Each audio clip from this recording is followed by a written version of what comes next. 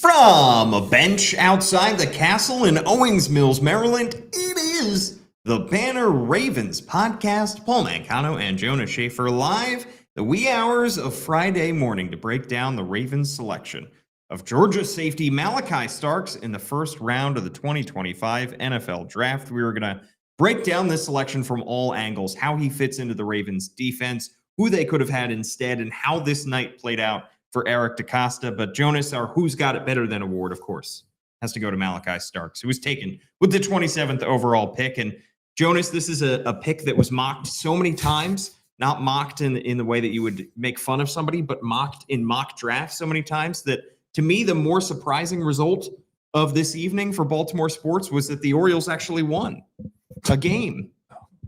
The over-under on you bringing up the Orioles, I gotta say, was 8 minutes in my head, so you blew past it. Like 2 minutes. Yeah, I mean, like it was so obvious that, to me, the surprising thing would have been that he would have been available. You know what I mean? Like we did 83 mock drafts. That was quite a substantial review. You took stock of 83 mock drafts. And he was by far the most obvious pick for the Ravens. And at a certain point, you wonder, are the Vikings with their needs going to make a move? Are the Dolphins, who are picking at number 12, again, would have been a little bit of a 13. reach. 13, excuse me. Would they have been interested? You look at just where he ranked on some of the consensus boards. He would have been, I think he was number 16 overall on, Arif Hassan's very well put together consensus big board. So it would have been totally plausible, totally credible for someone in the teens, someone even higher than that, someone in the low 20s, to go and get this guy, considering where he is, considering what he's done, considering all the good stuff that you hear about his character. But there he was at pick 27. And, we think the Ravens, it was still taking it like the third 3-minute mark, the 4-minute mark on the broadcast. So you wondered, are they taking calls? Are they considering their options there? But they did what most people thought that they would do. They did what, ESPN's Matt Miller said was going to be the dream of the Ravens scouting community, that he would somehow be available for them. There he was. They took him. Yeah, I mean, he was a pick that, Eric DeCosta said after the fact was sort of a dream selection for them. And that's kind of how we viewed it from the outside, because it just made too much sense. I mean, he played in a premier program in a big time conference, big school guy who had a track record. He was a winner and played at a position that the Ravens could have used. And this draft, this first round, kind of played directly into Eric DeCosta's hands. I mean, you're kind of rooting for, if you're a team like DeCosta, like the Ravens, at the back end of the first round, you're kind of rooting for chaos in the first 25 picks. We didn't get total chaos. We didn't get as many QBs as probably could have been selected. We didn't get Shador Sanders, but we got Jackson Dart at 25. You saw Omarion Hampton go off the board. So you saw a running back go off the board when there didn't have to be one. Shamar Stewart, who neither of us were all that high on, went before them. And Malaki Starks was just there for the picking. And Eric DeCosta said last year, he reiterated it today, that he doesn't really fully believe in trading up unless you're trading up for a quarterback. And so he sat there, he was patient, and he got the guy that he probably wanted all along. And that's exactly what he has been doing since he took over as GM. Yeah. And speaking of, doing things that are tried and true, he's sticking to his approach. When I looked at the 20 or so prospects who had been linked to the Ravens, only really 4 passed the sniff test of having all the things that the Ravens kind of look for. Does he have this athletic background? Yes. Was he a team captain? Yes. Was he young? By which I mean, like, is he 21 or younger? Yeah. Yes. Nate Wiggins was 20 last year. That's part of what made him appealing to the Ravens. Does he have any character concerns, any medical red flags? No. And obviously that is probably what maybe put them off Mike Green. I think if Mike Green didn't have the sexual assault allegations, I think the Ravens probably would have taken him. But if he didn't have the sexual assault allegations, then he probably wouldn't have made it all the way to, the end of the first round. Yeah. He's going to be a second round player. So he was there. He made sense. Could you say that you could have maybe found a similar player like a Xavier Watts Andrew Makuba, if you believe in the medicals for a guy like Winston out of Penn State, then yeah, you could say that the chances of them having a higher impact selection from a guy like a Donovan Ezaraku. But again, you heard him talk about just how impressive he was in that interview. It was 7s across the board for the Ravens, the highest possible selection. So when you take all those things together, when you consider that maybe Ardarius Washington is in the last year of his deal, obviously we all expect Kyle Hamilton to get that deal done. So you're talking about at least Malaki Starks, Kyle Hamilton, and Nate Wiggins together as that trio. We don't know what the future is for Marlon Humphrey because of just how quickly that cliff can come for certain guys. But to have those dudes probably being here for at least 3 years at the minimum is a very, very nice thing to have for whoever is the defensive coordinator. Yeah, and in terms of who Malaki Starks is as a player, he's 6'1", he's 203 pounds, 3-year starter at Georgia, played 43 career games there, won the national championship as a freshman in 2022. Now, he did just have one interception this past season. I think if he were to have been draft eligible after the 2023 season, he might have gone higher than he went. Because I think a lot of people from the outside viewed his 2024 season as a slight step back in a lot of ways. But Jonas, in terms of what he brings to the Ravens, in terms of who he is as a player, watching his tape, we compared him to Nick Emanwari, who was not taken in the first round, the South Carolina safety who had all the athletic traits, but was probably just getting used to the position of safety. Malaki Starks has mastered the position, but did take a slight step back in terms of production in 2024. What did you like? What did you not like about him on tape? Yeah, I'll start with what I liked. I got to say, watching safety film is probably my least favorite thing to do. Yeah, you're watching nothing. Yeah, because when you think about just how many times a safety is involved, I mean, that's what makes Kyle Hamilton so unique, is that you can put him in the box. You can have him be able to, handle heavy formations. You can have him be a blitzer. You can have him blanket tight ends, blanket like slot wide receivers. Malaki Starks, played a lot in the slot. I don't know, and I think some people have suggested that maybe that is his better position long term than being a deep safety, whether it's a split field guy, single high guy. But the fact that he was able to play both, was able to move around the field. John Harbaugh talked about not just the nickel, but the dime backer spot as well. So, you look at his PFF stuff, 400 deep safety snaps, 215 in the box, 10 as an outside corner, 271 in the slot.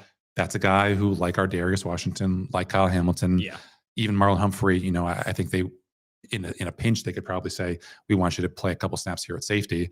Not that they need him to with Malaki Starks on board. But again, you want that chameleonic quality to your defense. Chameleonic should have been the word of the day. Jonas, you always throw out these words in the middle of the podcast.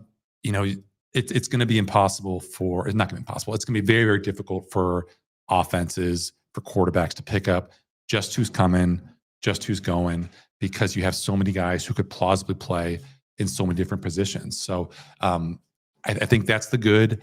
The bad, if you want the bad Malaki Starks or a bad game of Malaki Starks, don't watch the first Texas game, watch the second Texas game, because in that one, you have him not having that true center field range. You have him giving up a long completion to potential Ravens target Matthew Golden along the right sideline. You have him, I think, vamp for me, Paul. We'll try to find it. By the way, our word of the day, I'm making it chameleonic. According to Merriam-Webster dictionary, I can't find chameleonic, but I can find chameleon. Second definition, one that is subject to quick or frequent change, especially in appearance. Right. It, of course, relates to the animal. That would be a great mascot, a chameleon, don't you think? Yeah. A little meta. Yeah. The thing that had impressed me on tape was that he was able to, comport himself in space, be a guy who, even if he lost, contact at the kind of break point for wide receivers on their moves, he was able to efficiently kind of beat them to the spot. He did that in the first Texas game, forced a couple of completions. In that second Texas game, wasn't that great. He got beat on double move. He kind of got fooled on this would-be screenplay that ends up coming back as an in-breaker. He loses separation on a whip route. Again, this is like a very good Texas receiving core with Matthew Golden. Obviously Isaiah Bond was thought to be a potential day 1 or day 2 pick, did not have a great season, didn't have a great offseason. So you did see some of the cracks about why this guy was not a top 15, top 20 pick. But again, so much I think of what a safety does is before the snap, it's during the week, it's being a good communicator. We know Kyle Hamilton does that. We know our Darius Washington was a big part of what was maybe an upgrade over the Marcus Williams failed experiment. So even though there are these flaws athletically, he obviously didn't crush it at the combine. Again, I think had he been a 4.4 guy, had he tested through the roof on these agility drills, he probably wouldn't have been available there at 27. I'm a little bit resistant to the Kyle Hamilton, flopped at the combine stuff because he did a lot of other stuff that was actually really good athletically. People just got hung up on that slow 40 time. But for again, Hamilton coming out, for K-Ham there. But again, I think so much of what he's going to be able to do is just provide that versatility.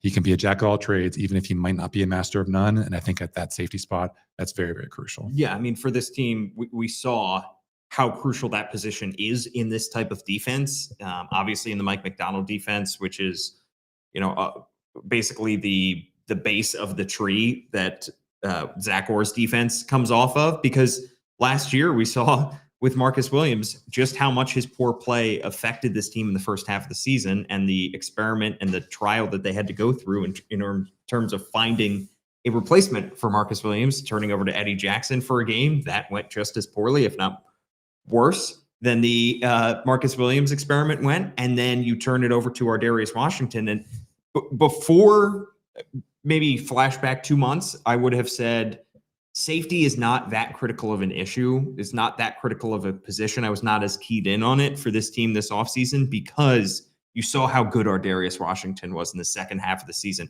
He impressed me in a lot of ways. It was not just his ability to cover, but for a 5'8" guy, his ability to tackle in space was very impressive. He made a lot of good stops down the stretch. He very much impressed me and to me earned that second starting safety spot. But this is a defense that wants to be multiple, that wants to be able to do a lot of different things in terms of moving their defensive backs around between, who they have in the slot, who they have back playing the deep safety role. And so to me, it as we got closer and closer to the draft, it made a lot more sense. If you can get a superb player at that position, and especially with our Darius Washington entering the final year of his deal, if you're not able to bring him back for 2026, you feel a lot better about that tandem of Hamilton and Malaki Starks back there. I'm curious, as a temperature check, when you were going through 98.6 the draft discourse and you were looking at this is why this player makes sense for this one, for the Ravens, this is why this player also makes sense, this is why this player doesn't make sense. How much did the Ravens statistical pass struggles resonate with you? Because personally, seeing the Ravens, being a team that finished, what was it, 31st or 30th in pass defense, to me, it was it rang a little bit hollow because for one, that was the Marcus Williams, Eddie Jackson Ravens.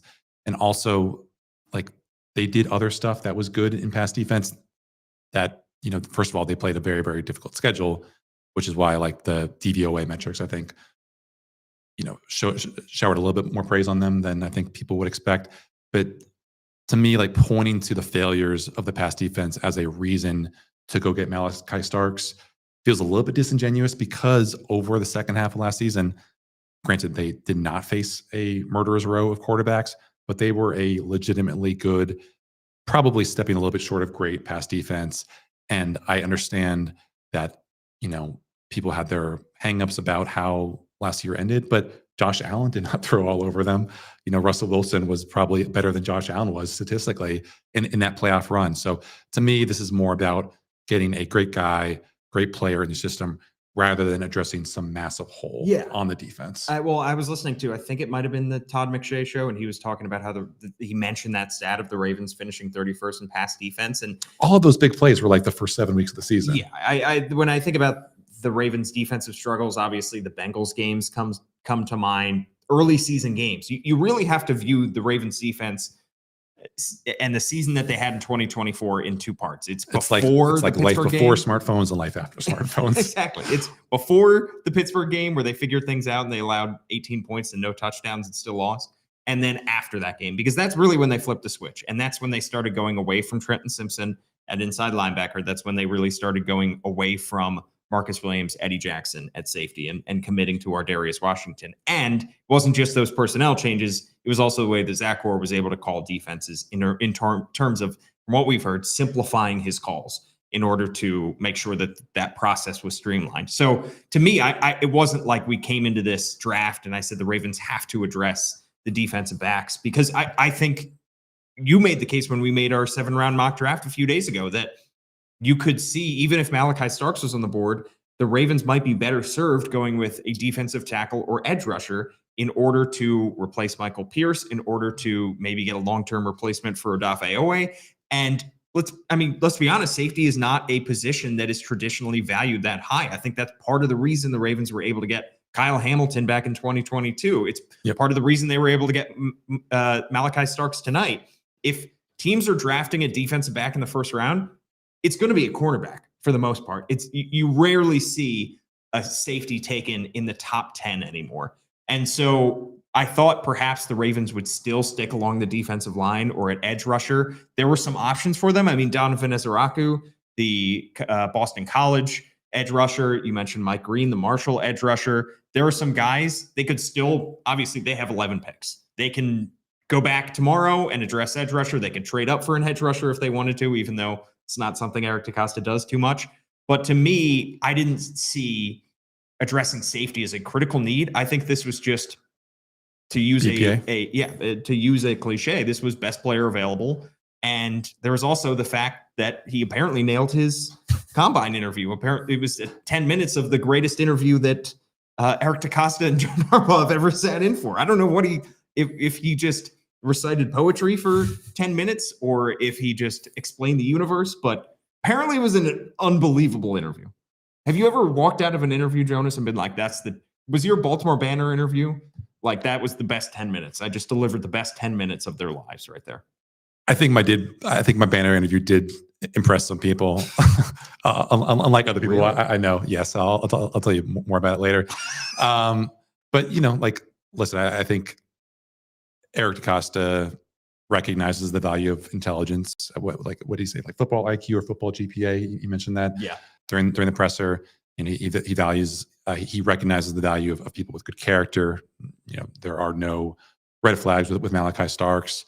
Not really any with Nick Emenwar. He's another guy who, according to my kind of vetting of these guys, was one of those 4 who also passed all these tests with flying colors. So he would have been a perfectly defensible pick, even if I think football wise he has a little bit more growing up to do to be the kind of guy who's as instinctive. This is why we're on the bench outside the That's fun. Yeah, so that we can get the sound of somebody's alarm going off. There we go. There we go. Stop. That was just for our viewers on X and on YouTube, because I'm going to cut that out of the audio. I'll tell you that much. So yeah, I mean, and I think just like moving forward before we spin this into winners and losers, which I think is a useful segment for this. He could really struggle like early in his Baltimore career. I think people forget that with how transcendently awesome Kyle Hamilton has been, there were moments in training camp where he was losing not just to any old starting wide receiver, but scrub wide receivers who were former undrafted free agents who were just making his life hell. So I think there will be a learning curve for Malaki Starks. He's not as athletically gifted as Kyle Hamilton is. So prepare yourself for, some dog days of summer where Malaki Starks is maybe having, a not good time. And that is just, the reality of life in the NFL for a rookie. So I think he's going to be a good player eventually. You could say that, had the Ravens waited and taken, hope to get someone like Xavier Watts or Angie Makuba, both of whom have their own virtues, both of them have their own limitations, that they could have been getting a similar value in the long run. But I think this is a high floor, potentially high ceiling guy. And, I don't think you should have any qualms with how the board fell that the Ravens took this guy. Yeah. And he's in a situation where with Ardarius Washington and Kyle Hamilton, if those 2 guys are healthy, and you are seeing massive struggles out of Malaki Starks in training camp in the preseason and week 1, you don't feel like you need to panic because you could just reduce his snap count and feel okay with it. You wanted to do winners and losers. Yeah, I think a small loser from this is Ardarius Washington, because if we, and again, I don't want to overstate that this is, a plug and play starter, because people made that assumption with Roger Rosengarten. That was not the case. He obviously turned out to be a good starter, but he was not anywhere near ready to play in week 1, as he showed with that first sack allowed play there against Kansas City. But, the Ravens will play some of these teams that line up in heavier personnel where you don't need a slot cornerback on the field. You're going to only have, Nate Wiggins on the outside, Marlon Humphrey on the outside, and then 2 safeties back there. And the prevailing logic would be that it's Kyle Hamilton and now Malaki Starks, which means there's less snaps for Ardarius Washington, which means that there's less opportunities for him to demonstrate his value not only to the Ravens, but to all the other teams that are interested in seeing whether this guy can hack it as a full-time starting safety for longer than half a season. So I think small L for Ardarius Washington, but it could be a situation where maybe him only playing, again, more of a part-time role, the Ravens are able to use him more effectively, and in the long run, he ends up proving his value to the Ravens in the way that kind of Geno Stone did to the rest of the NFL into Cincinnati in 2023. Yeah, and I would also hand out a tiny L to Chuck Smith for not having to add a piece on this defense. We mentioned some of the guys that they could have taken a shot at. Somebody that we talked about coming into this week was Walter Nolan. He went off the board pretty quickly. Derek Harmon went off the board. So it wasn't like there were that many guys that were considered elite prospects that were falling through the cracks that were worth trading up for. However, you want to build along the line of scrimmage, and this is still a defensive line. This is still an edge rusher group that kind of lacks a dude. They have a good amount of depth, but they are entering the final year of Odafe Owe, the final year of Kyle Van Noy. Both those guys, go into 2025 without their futures certain. And obviously Kyle Van Noy is in his mid-30s now. So you would like to add somebody maybe who has the potential to be a 5-year option guy as a first-round pick to that group. And it's still a position I expect them to address heavily on day 2. But it's a position like offensive tackle, like quarterback, that those guys get pushed up the board. And so the safety that you're able to find in round 2, usually the delta between the first round safety and the second round safety is not as large as the delta between the first round edge rusher and the second round edge rusher. Yeah. Or defensive tackle. Right. I think if we're giving a small L to Chuck Smith, then we got to give a small win or a big win to Zach Orr, obviously. Yeah. Must feel like favorite child right about now compared to Todd Monken, who has a plenty full cupboard with basically every starter back from the best offense in the NFL. Small dub for Chuck Pagano, first year back in Baltimore, getting another nice piece for a very talented secondary that I think Jameson Hensley of ESPN pointed out now could start a first rounder at every position with Marlon Humphrey, Nate Wiggins, Dobe Awuzie, Kyle Hamilton, and now Malaki Starks. Obviously, I always chuckle when you talk about like guys being first rounders this far into their career. It's like, Jamal Adams was a Pro Bowler when the Ravens were sniffing around him, and the reason the Ravens were sniffing around him a couple of years ago was because no one else wanted him. At a certain point, a Pro Bowl player, when they were 2 or 3 years removed from that Pro Bowl distinction, no longer has any value. But pedigree matters at a certain point, and obviously the Ravens are going to have a lot of guys who pass the get off the bus test. Guys who look like dudes on an NFL football field. Yeah, absolutely. And in terms of wins, I mean, you do have to hand one to Eric DeCosta for also not having to give up any extra assets in order to get the guy that he probably wanted all along. You still have 10 picks remaining in this draft. I would be surprised if they take 10 more players after Malaki Starks, which gives them some options on day 2 or day 3 if they want to move up. Their next pick is at 59 on day 2. They have 91 in round 3, which is also going to be super late tomorrow, after which we will be podcasting at some point the wee hours of Saturday morning. And then they have 2 fourths, 1 fifth, 4 sixths, and 1 seventh. Yeah, I mean, I think what people maybe misunderstand about the Ravens having this many picks is that just because they are high in quantity does not mean that they are necessarily high in quality. I think Sharp Football Stats did their own accounting of basically who has the most draft capital in this draft. The Ravens have tied for the most picks, or had tied for the most picks in the NFL, but they were only, I think, 16th in overall draft capital. And a lot of that is because the bulk of those picks are in the 6th round, 4 6-rounders.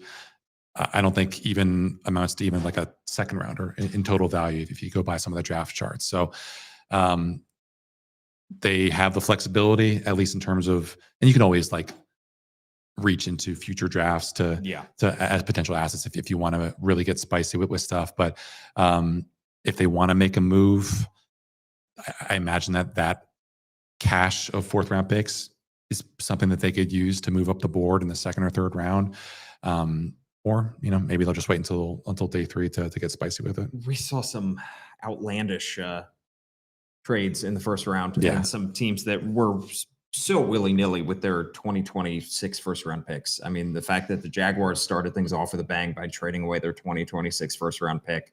The fact that the Falcons traded away their 2026 first-rounder. The same organization that was uninterested in signing Lamar Jackson, just giving away first-round picks willy-nilly. Meanwhile, the irony being so perfect that as, I think the Falcons went 25th or 26th, and then the Ravens make their own pick. We talked to Eric DeCosta. He's obviously asked about trading back. He says, yeah, they considered it, but they weren't sure that someone as good as Malaki Starks would be on the board.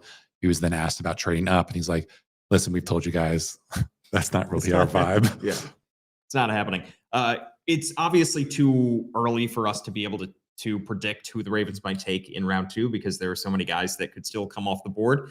Should the Ravens, Jonas, make a move up to get Shedeur Sanders and make him the backup of the future? No. Trade Cooper Rush for a day 3 pick. I mean, wouldn't you be more interested in Jalen Milroe than Shedeur Sanders at this point? I mean, it seems like nobody's interested in Shedeur Sanders. Poor guy. I don't know. Talk about how great Malaki Starks interviews were at the Combine. How awful were Shedeur Sanders interviews at the Combine? To the point where he's tumbling down. Yeah, I don't think we can ask Eric DeCosta about how well those interviews went because I doubt they spent any time. I don't think he was in those. Yeah, right. I don't think he was asking quarterbacks too many questions. Yeah. If I'm the Ravens, in all seriousness, I'm looking to come out of tomorrow with one more defensive piece. It could be a cornerback, could be an edge rusher, could be a defensive lineman, and probably an offensive lineman. Just, they're gonna do BPA, but I do think that you should at least get a front 7 piece, ideally with the 2nd round pick. Tomorrow. This is a deep class of defensive linemen. Like you're going to be able to find. I mean, to the point that Tyleik Williams was a surprise pick of who was it? The number 31 Lions, I think, of Lions. So you're going to be able to find good quality, especially if you're just looking for run stuffers up front, someone to replace Michael Pierce. But as you said, the gap between potentially impact, pass rushers gets wider the further you get from that first round pick, more than any other position. So we don't know who's going to be available. Maybe there's a run on these, 2nd, 3rd, 4th tier edge rushers that makes it very, very hard for the Ravens to get someone that they like at the value of that pick in the 2nd round tomorrow. But they're going to invest in it sooner or later. You could convince me of just about any kind of positional pairing. I think offensive lineman, defensive lineman, offensive lineman, cornerback. The only one that I couldn't really get behind and I don't think would happen would be 2 outside players, cornerback and wide receiver, or 2 cornerbacks, or 2 wide. I don't think that's going to happen. I think they're going to take somebody along in the front 7 on defense probably, or an offensive lineman with one of those 2 picks tomorrow. Yeah. Just get your next Patrick McCary. I know it's easier said than done, but there are a lot of guys who play tackle in college and project best as a guard. That transition is never as easy as it sounds, but if you at least take a gamble on one of those guys, then you're getting someone who gives you that inside out flexibility. And the Ravens do not have any tackles right now besides Ronnie Stanley and Roger Rosengarten. It's a very nice number, duo to have, but you need a number 3 there because guys get hurt, especially when they're named Ronnie Stanley. Yep. Well, we will have complete coverage after the picks. Tomorrow, Ravens are back on the clock at 59, and we will have complete coverage on the BaltimoreBanner.com, where you can subscribe. $1 for 6 months. If you're waking up on Friday morning and listening to this, log on to the BaltimoreBanner.com, where you can read Jonas's work and Gianna Hahn's work as well. And please write us a 5-star review. I'd be very pleased if you write us a nice review, because I will read it out here on the show. At Jonas_Shaffer is his handle. I'm at Paul Mancano and at All Banner Sports. Thanks so much for tuning in, and we will catch you